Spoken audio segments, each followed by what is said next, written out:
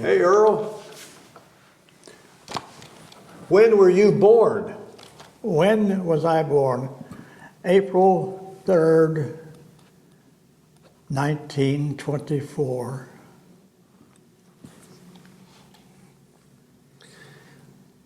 That goes over there.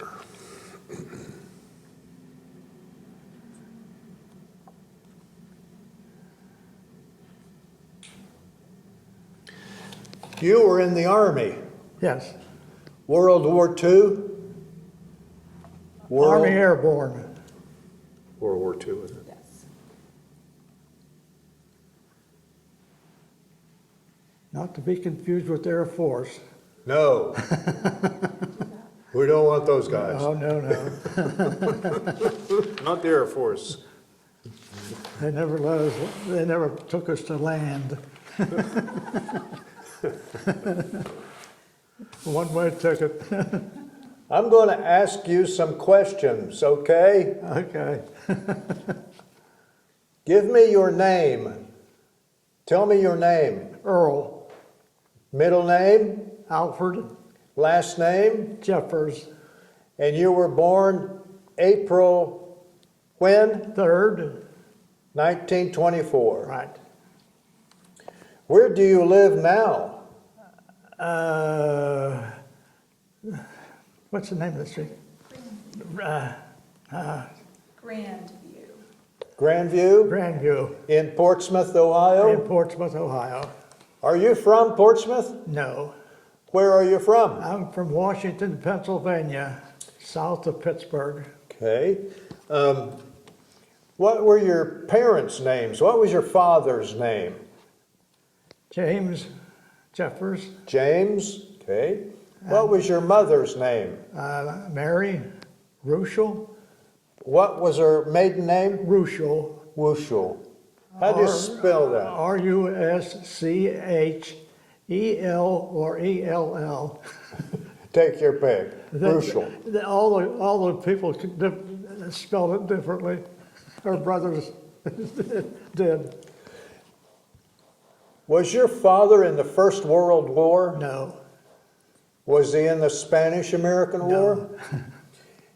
What was your grandfather's name on your father's side? Michael, Michael Jeffers. yes. Do you know your grandmother's name? Kennedy, I think Cora Kennedy. What about on your mother's side? What was your grandfather's name? Joseph Ruschel. Joseph. Ruschel, yeah. How about your grandmother? My grandmother was Eliza Nichols. Nichols? Yeah. Has anybody ever traced the family tree back? I think they did somewhere along the line, yeah. Okay. But I don't know whether they did a good job or not.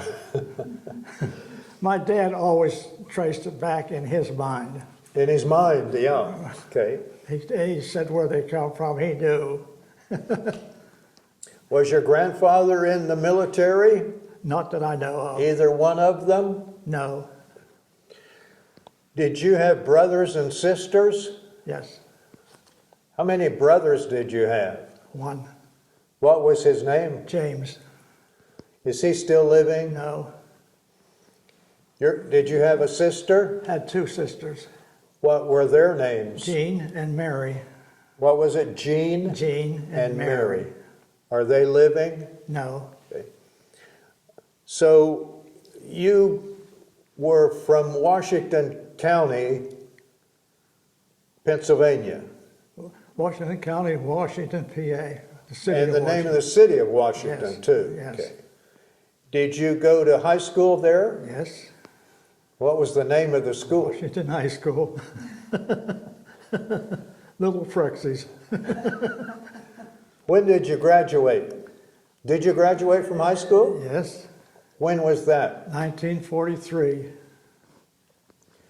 You graduated during the war, didn't you? World War II. Oh, this is a little different. Huh? I went into service in February of 1943 and graduated from high school in June of 1943. Okay. So The you last half of your senior year, we were graduated anyhow. We would graduate anyhow. According to the superintendent of schools, he said we would graduate. And we did. I was home for graduation, in fact. I don't know how, but I got there. Where were you when Pearl Harbor was bombed? Well, I was in Washington, PA, of course, and standing in front of our garage in Washington, PA, with my friends trying to figure out what are we going to do today. It was Sunday, of course. What are we going to do today? When we heard the news from inside the house that Pearl Harbor was bombed. First thing we said, "Where's that?" Was what? Where's that? Where's Pearl Harbor? Nobody knew, did No. they? So what did your parents think about that? I don't think they ever said a word about it. Not at that time, anyhow. I don't know whether they ever said anything much about it. Did your brother go into the service? Yes, What did he join, the army or he was in the Army, yes. where was he, in Europe or the No, Pacific? he was in the Pacific. He was in the Philippines, and I missed him there. I went by the Philippines going to Japan. Okay. So you were in the Philippines too, weren't you? Yes, Now, when you joined the Army, you had to go to boot camp, didn't you? Boot camp. You had to go to basic training. yes, oh yes. Where did you do your basic training? At Camp McCall, North Carolina, near the one city of Rockingham, North Carolina. The smaller city right at where we got off the train was at Hamlet, North Carolina. So you rode the train all the way from Washington, Pennsylvania? No. We took the train from Washington to Baltimore, to Fort Meade in Maryland. How long were you at Fort Meade? Approximately 4 or 5 days. And then on to basic training? Right, on the train then. On the way. train? Yeah.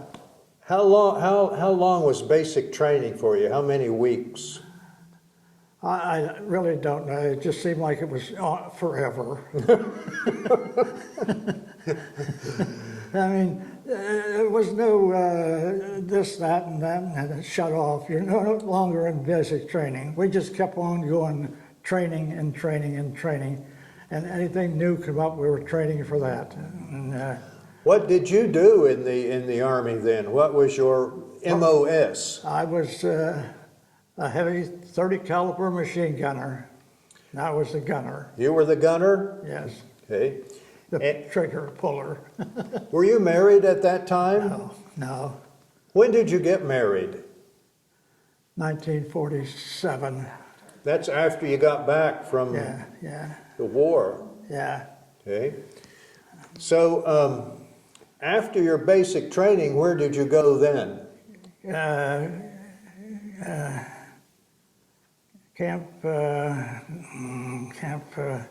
help me. Did you go to New Orleans? Yeah, what's that? Louisiana? Camp, Was it out west or down it south? was down south. Camp, down, it was near New Orleans. Fort Polk. Polk, Camp Polk, yeah. Is that it? That's it. And now it's Fort Polk. How long were you there? How long? Let's see. Roughly 3 months.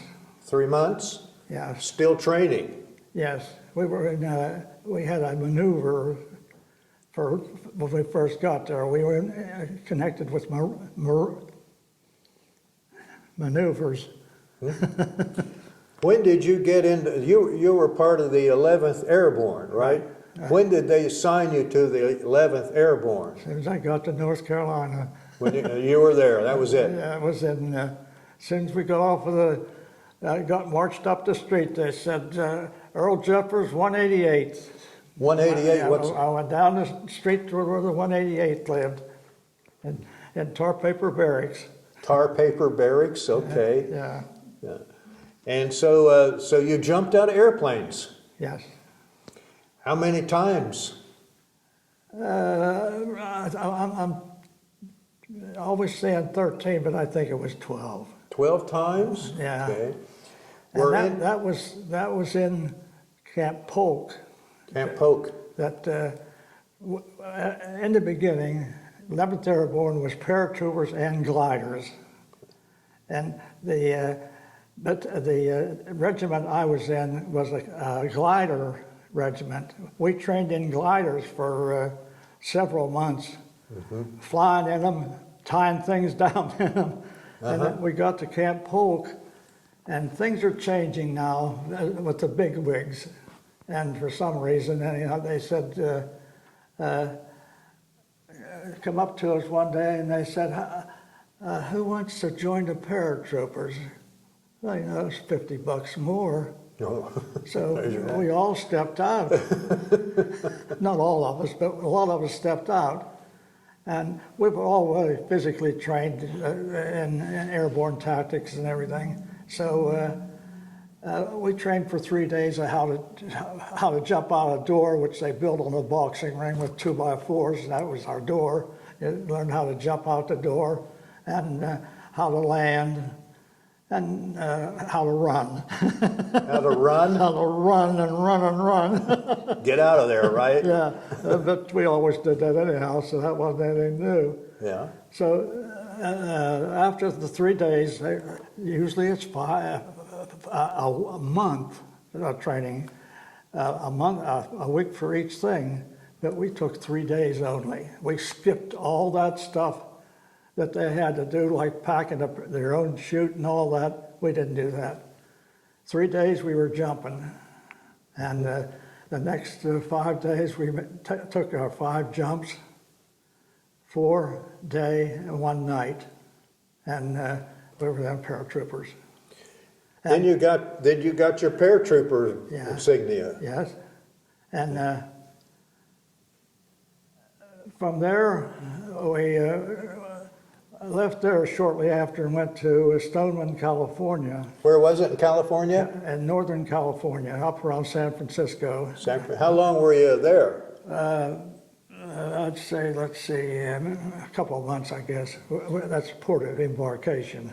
Well, you went to North Carolina and then Fort Polk near New Orleans. Did you ever go into New Orleans? No, we didn't go anywhere there. How about when you got to California? Did you go into San Francisco? No, we went to town mainly. We weren't given too much liberty then.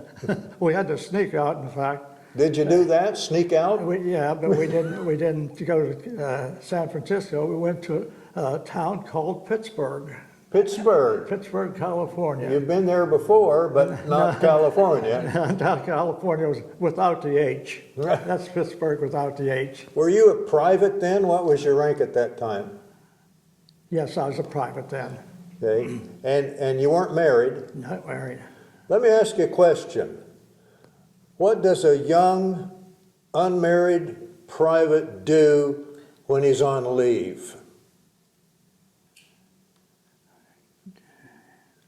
You have an idea, don't you?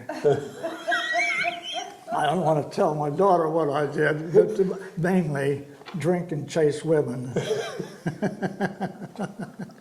was in the Army too, Earl. I know. You know when I'm lying. Okay, now from Pittsburgh, what was the name of the camp there in California? Stoneman. Stoneman? Okay, then where did you go after that? Did you go overseas then? Went to New Guinea. New Guinea? Yes, the southern part of New Guinea at I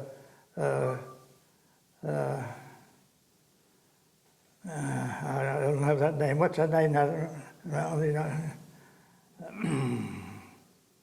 The southern part of New Guinea, yes, anyway. Yes. Did you fly or did you go by boat? By boat. Boat. One of those new boats that they welded together, you know, the Kaiser outfit that was building boats then. And wasn't very big. I think maybe a regiment on it. And our regiments were only 800. I see. That's an airborne regiment, very small, in fact. Our division was only 8,000. Did you stop over in Pearl Harbor? We had no stops. Went straight Straight through. to New Guinea. Yeah. Okay, well, what did you, when Trying to you, get that name. what's that? I'm trying to get that name out of my head. It wasn't Bougainville, was it? Was it, No, way south of there. yeah, What the? we'll think of it later. Yeah, that's the way I do, it comes later. Okay, well, how long were you in New Guinea then? Was there combat in New Guinea at that time, or, well? Yes, there was combat from where we landed on northwest in New Guinea, because it kind of lays to the northwest, you know. Yes. Bougainville and all those places were not yet captured. MacArthur was still in Australia. Did you ever see Douglas MacArthur? No. Did you ever see anybody famous, like movie stars, when you were in California or anything? Yeah. Who was it? Betty Hutton. Betty Hutton. Betty Hutton. Yeah. All right. Her name. Oh, yeah, okay. Must have given her a Murder, she wrote. She what? That's her song, Murder, she wrote. Murder, she wrote.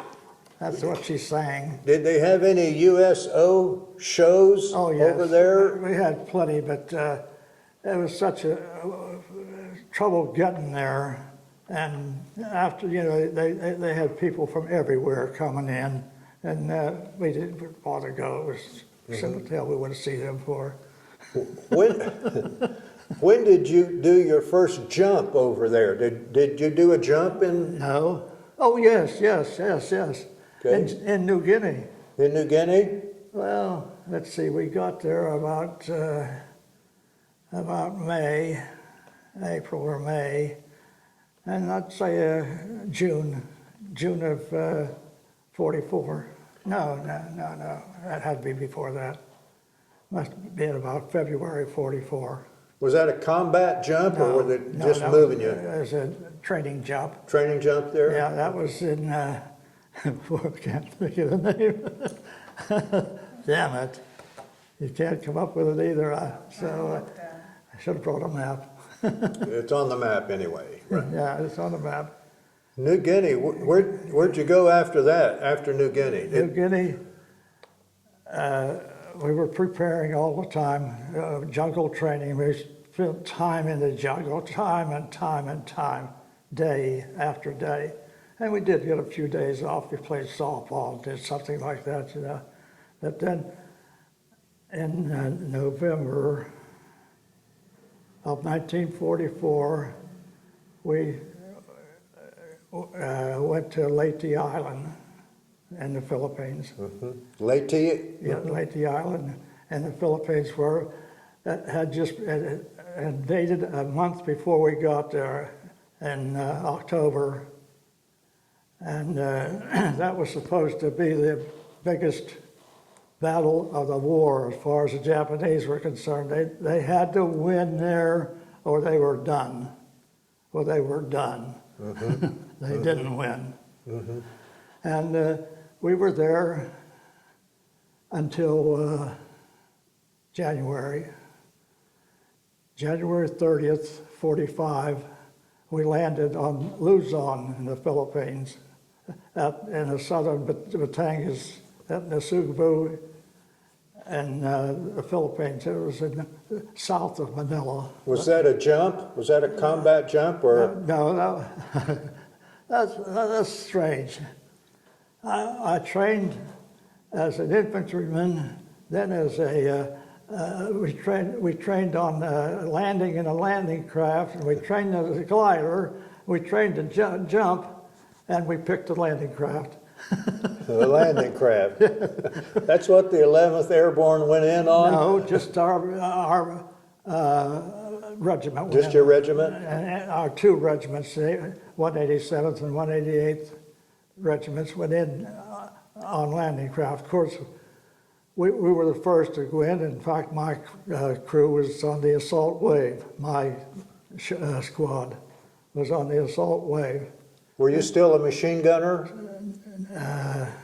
Yes, I was still a machine gunner. And we walked from the landing, we walked all night up to the top of the mountain at a big resort area that was up on the golf course and all that stuff in the Philippines on top of the mountain. And I'm getting names, I can't get my names straight anymore for some damn reason.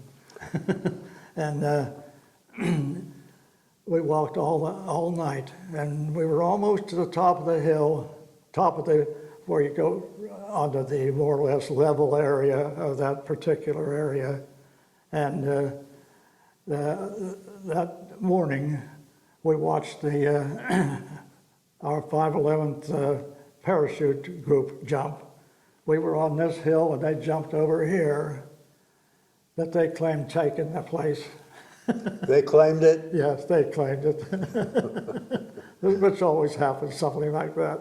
Any fights break out over that? No, Okay. no, I don't think so. Okay. We were never close together, that's the trouble. You'd think we were different units. We seemed to, in the Philippines, all fight in a different area. And you know, the war wasn't like in Europe, the big planes and thousands of tanks and so forth. There's just squads, squad against squad, and company against company, something like that. We never had those big groups of people, and you almost was on your own because of the terrain there, and the Japs were good at that. They're very good. And what was the question? That was what? Question. What was the next question? Well, you were on Luzon, Yes. and how long were you there on Luzon? How long? Well, we were in combat from the 30th of January until after July. And we were moving into many different places. We come back to Nasugbu and got in landing craft again and went all the way down to the southern portion of Luzon. I don't know, sometimes I wondered why, but we walked around in there looking for the Jap stronghold down there, but we didn't find it. And then in February, we attacked the airport outside of Manila. You were in the Manila battle? Yes, and we were up at this resort area that I'm having trouble with the name, and our colonel said that he made us shave. He made you shave? Shave and get washed. He says, we're going to Manila tomorrow. And he said, and we looked down there, what are we going there for? It's burning. He said, we're going to get there before it all burns down. It all burned down before we got there. And we didn't go to the city exactly. We went the airport that was right on the outskirts of Manila. We went there. That's where the Japanese had their Ginkok line, I called it. I think they called it. The Ginkok line stretched from Manila all the way to the airport with all types of defense boxes and so on, cement boxes and everything. What was that line called again? The Ginkok line, I believe. Ginkok, okay. And yeah, I wish I had my... So you had to go up against that line then? We went up against that line the next morning, and we went all the way up to the airport. We moved on up to the airport and occupied some of these bunkers that they had built, the Japanese built like that, with an open air that they kept their airplanes in, so that we couldn't bomb them. Yeah, pretty big place, maybe 50 feet square, and we occupied one of those. And we got in there, and way over on the other side at Fort McKinley, which was established during McKinley's administration, and they were firing right at us there. And they said, where's the Japanese Navy? And we all said, right here. They got it at Fort McKinley. So they were shooting at They you? were shooting and they were bombarding and tearing that place up. I mean, it was, you couldn't imagine the walls, how thick they were with soil. They went up like that, you know, and very steep. And one of our boys was up on top, and he was watching. He could see them shooting. And when he saw them shooting, he'd holler, get down, because the shell's not getting down. They could see the fire, and then it hit, and it would tear big chunks out of that bunker all the way. And about the third one, it hit a little bit lower, and I was down on the lower part, about halfway down, I guess. I was with my squad leader at the time. We were ready to set up machine guns. And actually, the platoon officer was with us, three of us together there. And a shell hit, well, not really together like that. Like Clark was like here, and I was up above him here, and the officer was over here on this side. And a piece of shrapnel came through there and tore out his mouth and teeth, crossed my hand there, just like a pin would cross, and hit Clark right in the middle of the back and tore his back out. Of course, he didn't live very long then. And our company machine gunners and watermen, which were there at the same time, all evacuated that area. Well, I was a good friend. Clark and I were like brothers.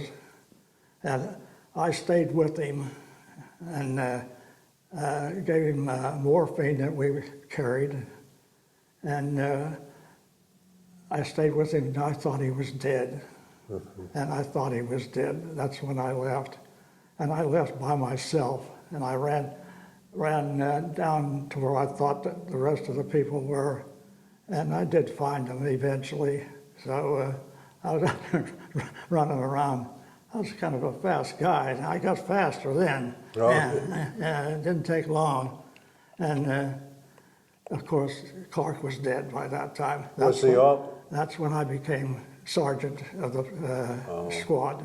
Was the officer killed too? No, the officer's teeth He lost were knocked his out. jaw.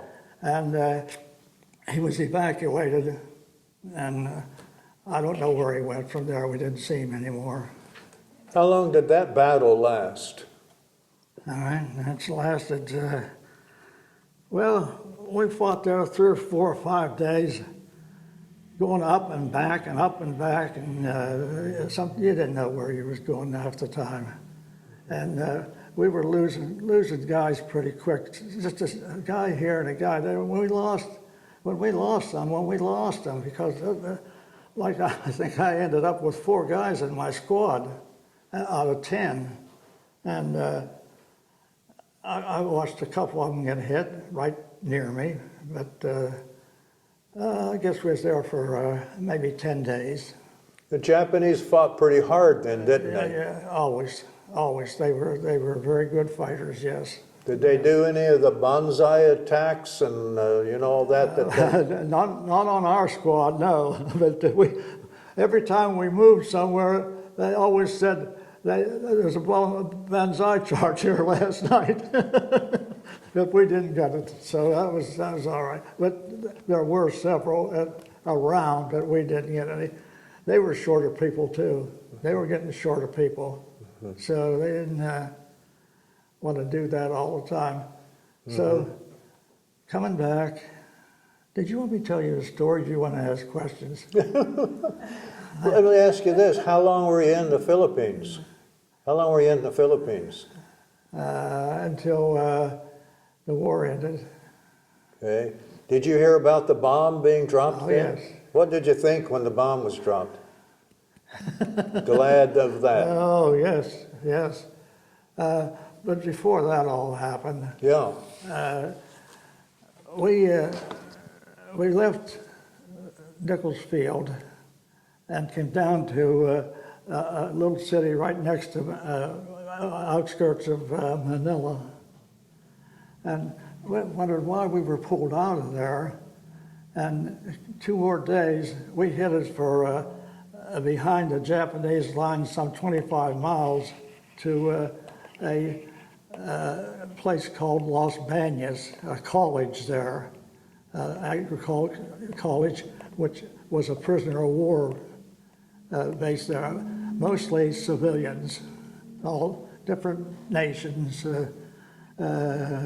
Catholic priests and Catholics and Russian, not Russians, but Scottish, English, Americans that were in the Philippines before the war started. Now they're all there. And somehow we get word that the Japanese are digging a big ditch there, planning to kill all those people. There's 2,000 of them there. So they weren't going to bother. They're starving anyhow. So somehow we got, our General Swing got the word to go in and get those people. So now here goes the big deal. We had one of the finest things that happened as far as the war, the wartime stuff. We had one company gonna jump, one company coming across the big lake there called Laguna de Bay, and my battalion was coming by land, and we were to hold off some reported 10,000 Japanese that were some 10 miles away.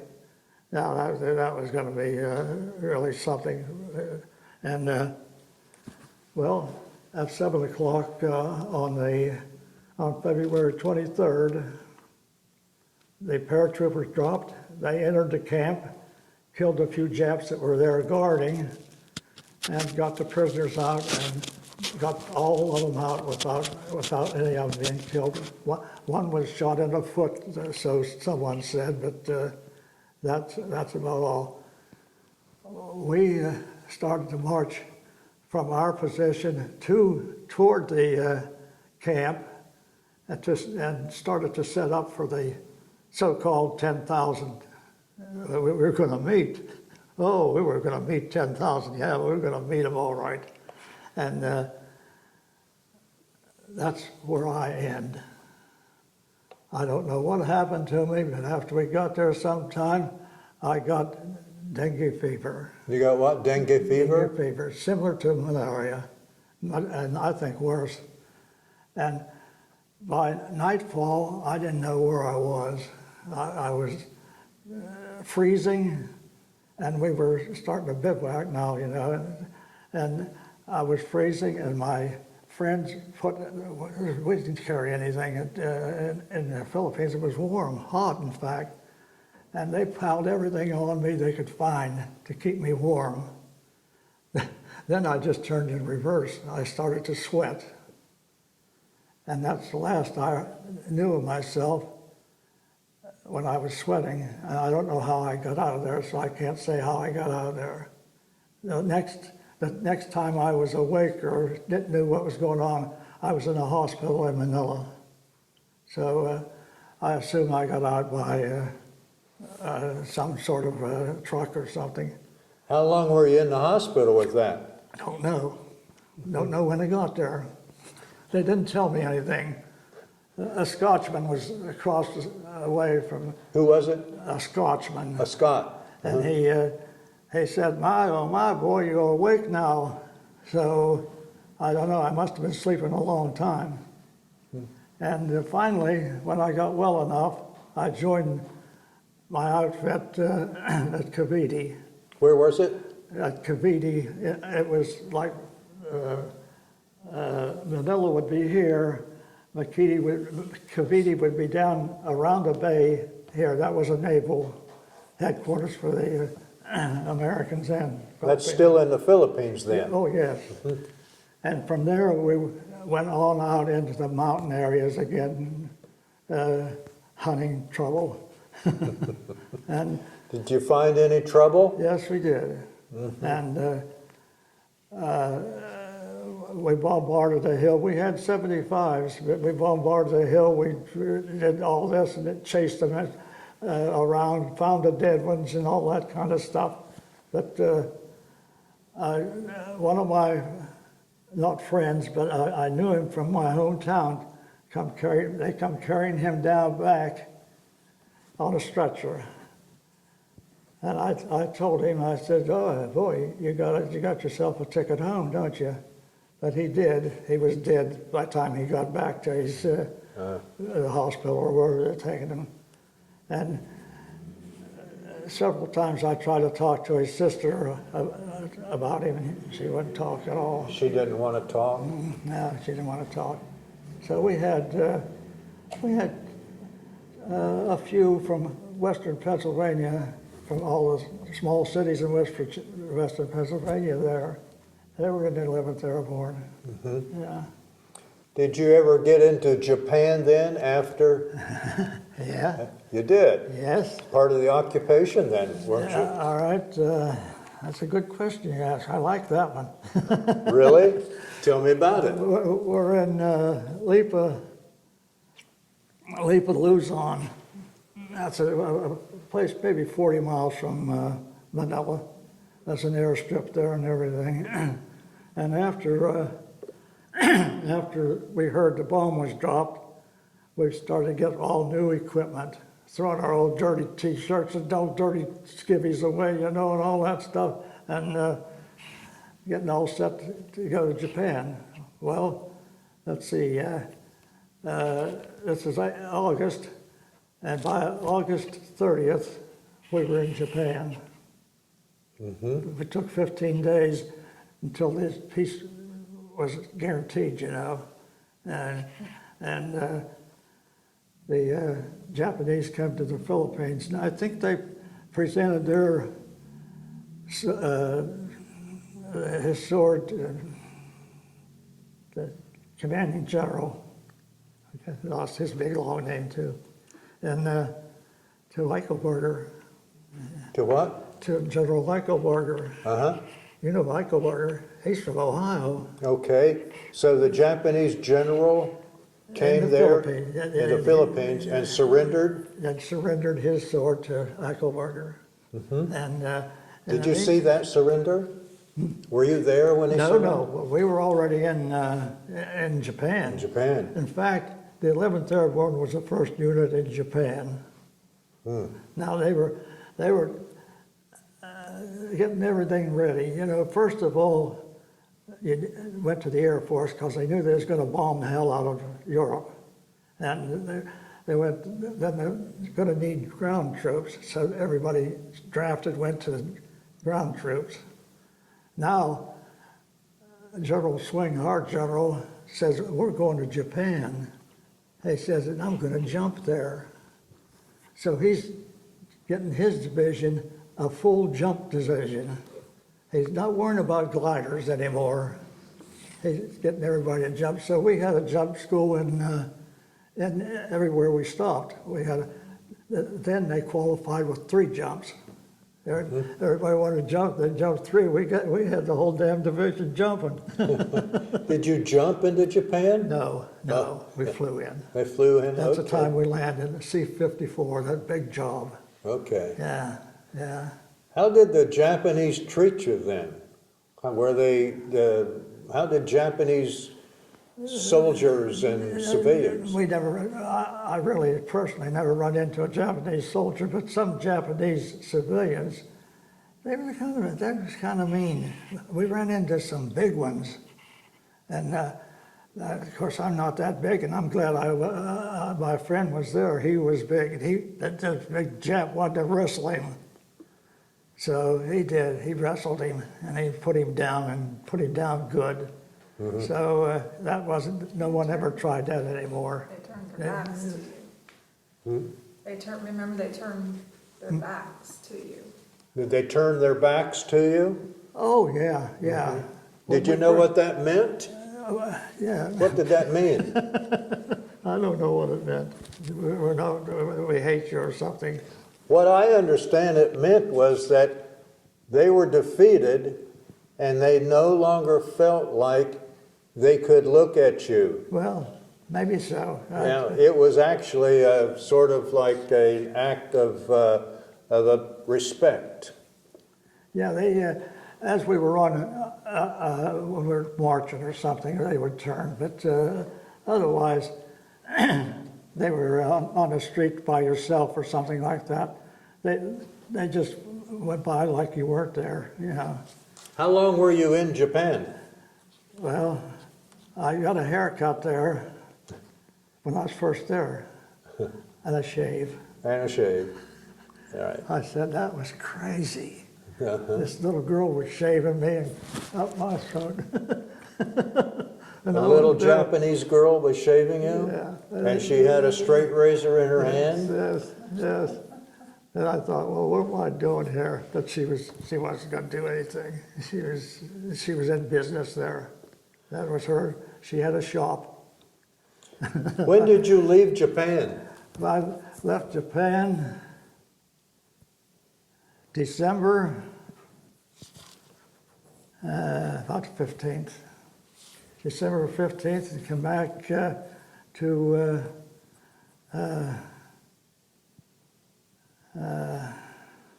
not Seattle. Long Beach? No, no, I come back to Washington State. Okay. Oh my, that's terrible. Did you fly back or on a boat? Boat. Took about around 20 days. I got back Christmas Eve. Did you stop over in Pearl Harbor this time? No. Straight through again? North Pacific, nothing. Yeah. It never slowed down.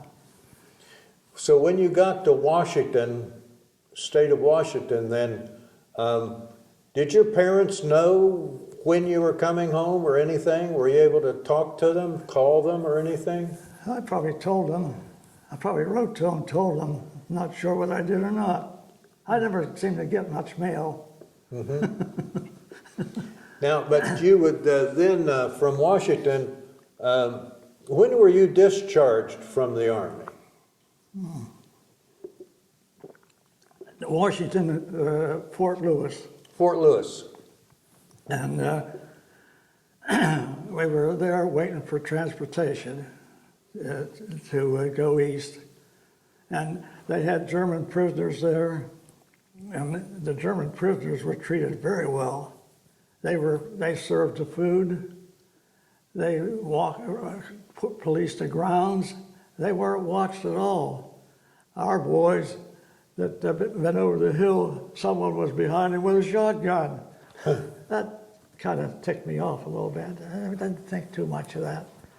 But finally, I got on a train, a Northern PA train, Northern United States line, and come back with a friend of mine. We were together in the unit. The guys, funny thing, when we went into the Airborne, we went to this machine gun unit. We stayed there the whole time. All we got was replacements. One time, that's all. You didn't go to a different unit. So everybody knew each other pretty well by that time, what was left. And after coming home, I landed at Indianapolis at, what was the name of it? Indiantown Gap or something like that. The Army. Fort Benjamin Harrison was in Indianapolis? It was right out of Indianapolis, yeah. And stayed there for, maybe a week. Getting everything taken care of, papers and money and everything, and things like that. And anything you wanted done, you could have done. And I caught the train and went home. Were you discharged then? Is that Yeah, when you were out of the I was Army? discharged then, had my papers, went home. I got into Pittsburgh, took the interurban, What did you take? the streetcar, in other words. Streetcar? Streetcar, took the bummer.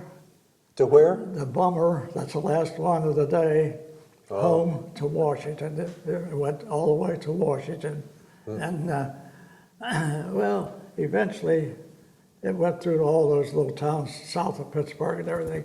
I was just about the only one on the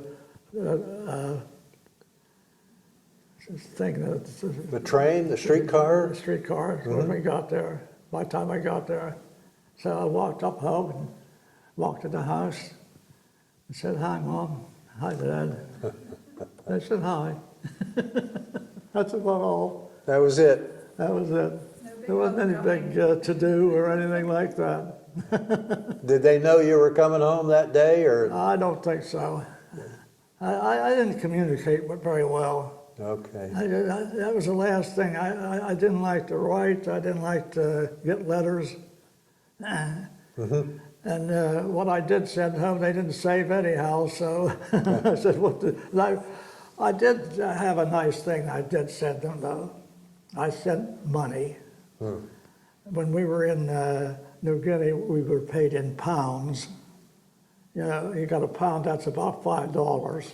And you could get rid of $5 like that. Pretty quick. So I sent something, I don't know how much I sent to my mother. We were getting $100, at least $100 a month then, parachute pay and regular pay. So I sent quite a bit to my parents because I had no use for it, and $15 to my younger sisters because she was just starting in high school. And I thought she'd need something. But, Was your brother, he was in the Philippines too? yeah, What unit was he in? I don't know. He was in some kind of, I don't know, some kind of, anyhow, they took care of maps, some kind of map unit. Okay. And I don't know what it was really called.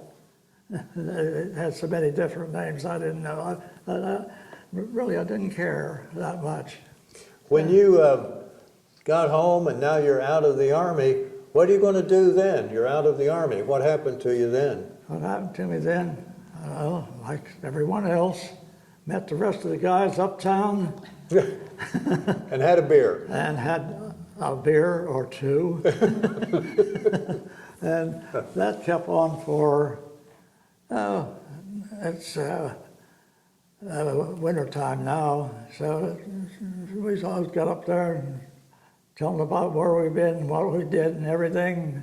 About 10 of us around the table having a big laugh, you know, laughing at the world. And we had this system in Pennsylvania, $20 a month you got for just being there. Being a veteran? Being a veteran, yeah, you got $20 a month. I forget what we called that, but we called it some fund. I forget. We named it. Beer money, anyway. Well, we wouldn't call it that. So. Did you have a job? Did you get a job then? No, I didn't get a job right then, and I had to go to the employment office though every week to make sure I got my $20, and they offered me a job. So I had to go to this place. They wanted me to sell brooms house to house. Brooms, sell brooms, be a broom traveling salesman of brooms. Brooms that the blind or somebody made house to house. Well, Did you do that? no, Well, what did you do then? didn't do anything. Okay. Didn't get a job. I might have worked around a little bit. No, I don't think I did anything. And then went all through summer. And that's when I met my future wife. And Was she from Pennsylvania, Washington, Pennsylvania? Right down the street. Okay. Yeah, she was younger though than me. Okay. Yeah. And fall came along, and I entered Muskingum College. You did, over in Ohio. Yeah, Muskingum. up north of here. Mm-hmm. Yeah, my daughter went there too, Okay. and was my son-in-law. Bill, okay. Well, now, so you went to Muskingum. What did you major in? What was your major? I guess it was the social studies. That's about it. Uh-huh. And I went there to play football. Oh, Well, I played football, and the season was over, and Christmas came along. I went home. I didn't go back. I said, I went there to play football. I didn't go there to go to college. But they didn't do that at Muskingum. there's no football at Muskingum? Oh, yeah. I mean, you didn't just stay for football season. Did you quit school? Just about. Okay. I got married in January of 46. 46, yeah. And, well, we decided to go back. So I went back, and they accepted me, and I played for 3 more years, football and track at Muskingum. And I was voted, what? Hall of Fame? Are you talking Hall about of the Fame. Hall Did of you get Fame. in the Muskingum Hall of Fame? Yes, because I could run and I could kick the football a mile. Okay, very good. And, Did you graduate? oh yes, Yeah. graduated on time. I stayed there all the time, summer and all. I never went home. Were you married at that I time? was You and married your at wife that were, time, yeah. were both of you going to school there? No, she was working at the school, Okay, all right. yeah. What did you get, a bachelor's degree? What kind of degree did you get? You graduated, Bachelor's degree, Bachelor. BA, I think it was. what, Just a regular, and a teaching degree. if you, then what did you do after you graduated? I got a job teaching, Teaching, you were a teacher. yes, How long were you in education, a teacher? 33 years, How long? 33 years, Okay, kind of made it a career. yeah, yeah. Okay. Did your wife then go to school then, or what did she do then? No, she didn't go to school with me. She went to school afterwards, picking up different classes and so forth that she wanted to. Of course, she didn't have a chance to go to school when I was going. We didn't have that kind of money. And, well, 33 years was long enough, I figured, and I got out of it. And How'd you end up in Portsmouth, Ohio? she How many- brought me down here Uh-huh. to take care of me. And of course, her husband is the treasurer here. How many children did you have? 5. 5? Okay. And this is Melody. This is, Melanie. okay. Is she the baby in the, No, she's the oldest. she's the oldest, huh? Okay. Yeah, she's the oldest. All right. And I had them all born in the 60s. they're born in the 60s? All of them in the 60s. That wasn't very good. It wasn't bad. We went to the moon. Did, so you have some medals and you have a combat infantry medal there and paratroopers and is that the good conduct medal? Yeah? You are good conduct? No, I shouldn't have had it. No, I got in a fight with me and another boy after we got our wings. Yeah. We went in town and nobody can beat us now. You know, we were tough. We were real tough. Absolutely. I don't think we threw a punch until the MPs had us and put us in jail. And the jail was a tent. A tent? Some jail, you could get out of there pretty easy, couldn't He you? just had a board to sleep on like this. It was only overnight. When you got out of the service, did you join any of the, like, veterans organizations, the VF? I'm a veteran of I joined the American Legion. American Legion? Mm-hmm. I think that's all. I joined the Elks and places Stuff like like that, that.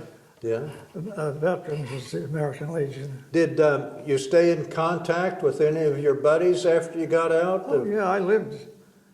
Oh, no. Yes, one in particular. One. He was in Long Island. Mm-hmm. And he came down to Washington on my 25th wedding anniversary. And I happened to have a parachute I had out in the front yard up. So for him to see, he was had a parachute? He was a paratrooper too. Okay. Him and I were in the same unit all the time. Okay. Well, we had a good time rolling around town and everything. Yeah, There were several others that we kept in contact with as getting well. as usual. Yeah. Did you bring back any souvenirs from World War II? Did you have any souvenirs? I have a samurai sword. That's all. You have a samurai sword? Okay. That. I don't think it's worth anything, though. What I'll else? interject real quick. Dad got the Bronze Star. The Bronze Star? Staying with me on Nichols Field that he was talking about. That Hang on a minute. You know what I want you to do? I want you to come over here, Melanie, and sit beside your dad. okay. Right there. Can you get her there? Is that okay if I interject a couple things? Huh? So you got her in there? So what's your name? Melanie Jeffers Ogg. Okay, and you're the firstborn. I'm the firstborn. Of And that's your daddy. Yes, this is my father. Tell me Just something to about kind of add a couple of things to what he already said. The man that was in the bunker at Nichols Field that he stayed with, gave the morphine to his best friend, he got the Bronze Star for that. Mhm. So that makes me kind of emotional. Okay. It's a sad story. I don't have it on. Well, you have it right here, Dad. Yeah, you got her right there. Yeah. He also told the story of Los Baños, which was the prisoner of war camp. And there is a group of airborne people that get together every 2 years for a reunion. And we went to the last reunion. And he was actually able to meet one of the prisoners of war. One of those prisoners He was a that, little boy. He was 12. like 12. years old at the time oh boy, when they emancipated that. He weighed 50 pounds.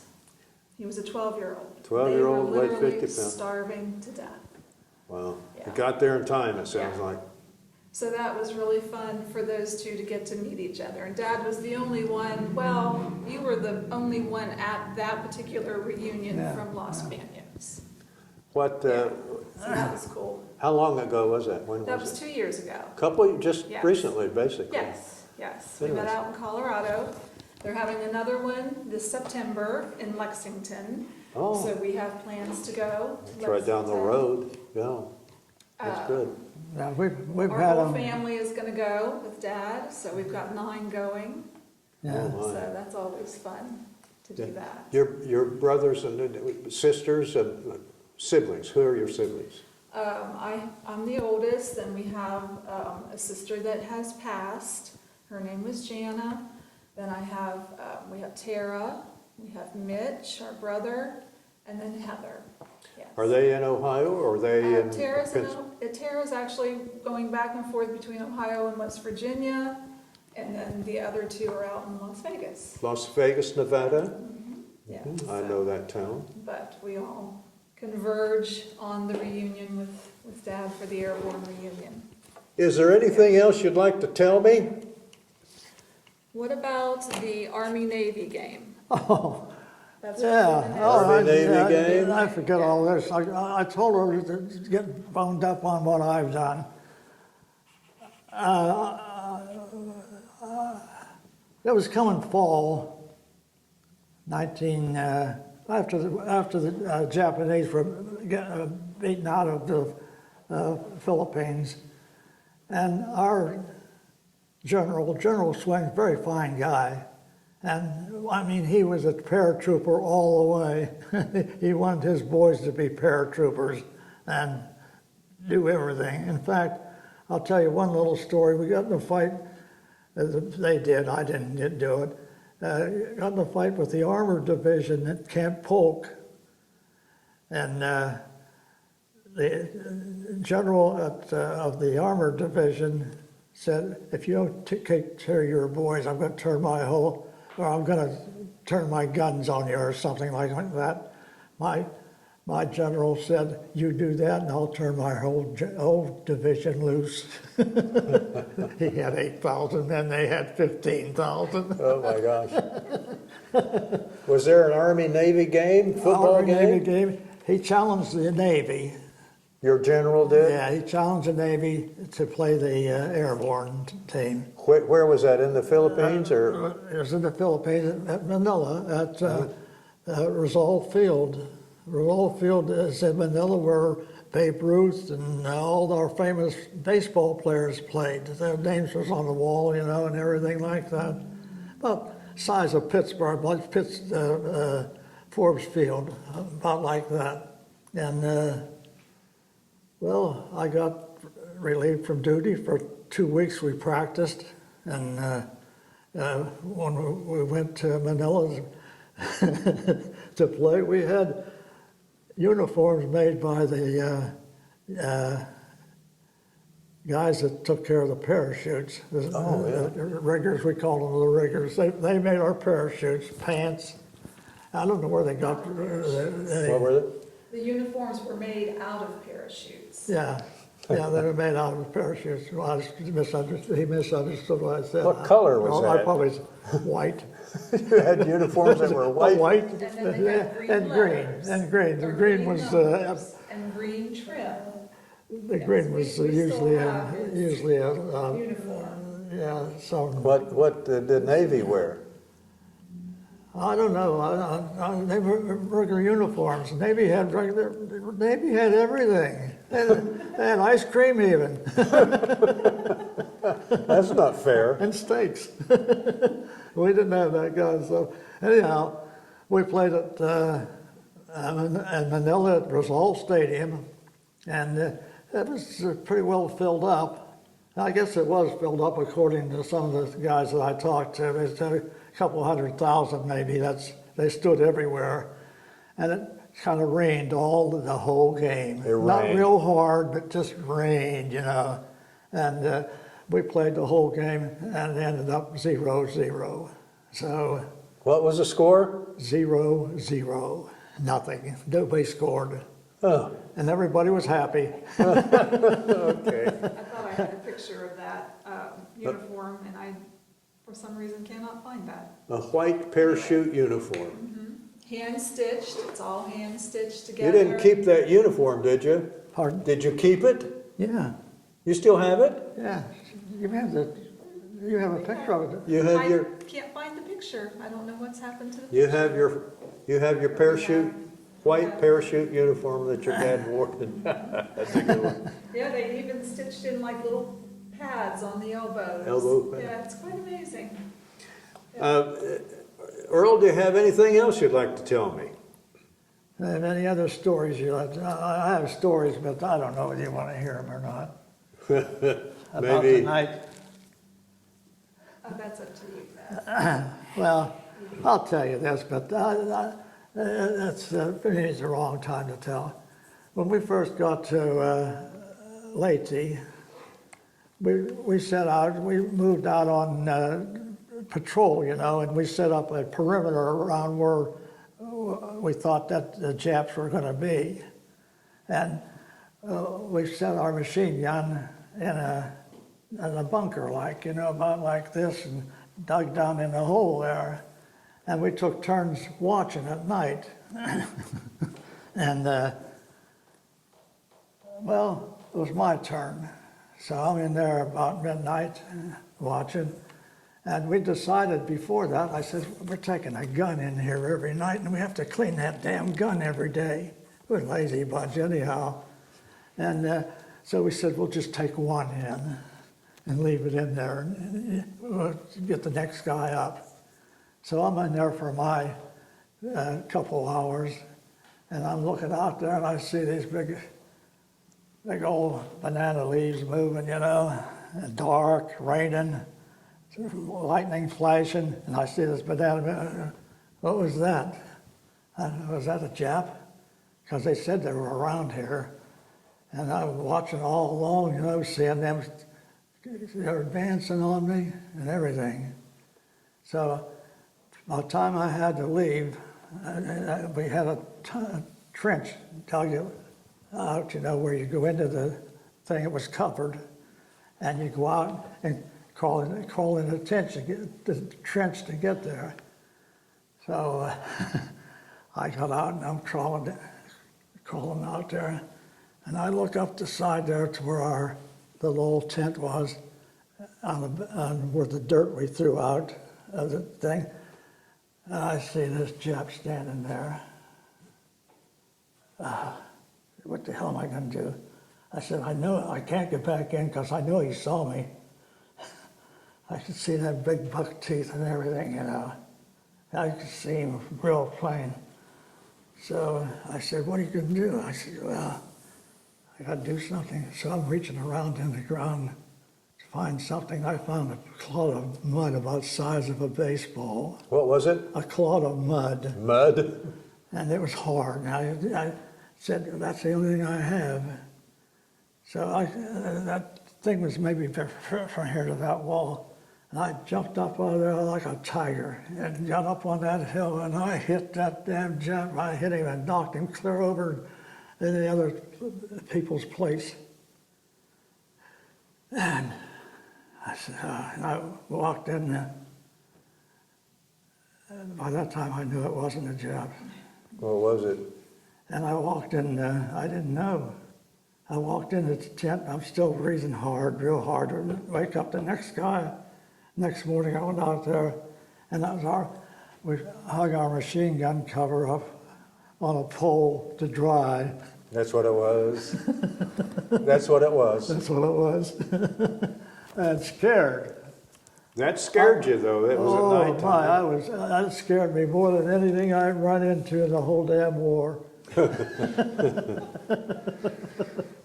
Well, okay, I really appreciate your coming in and letting me talk to you. You know, we got you on film here now. The whole world's going to see that. Yeah. That's all right, isn't it? Well, Yeah. I hope you enjoyed it. Yeah, we're very proud Let of me, it. I did let me too. shake your hand. I did Thanks too. a lot. Thanks a lot, Earl. Okay.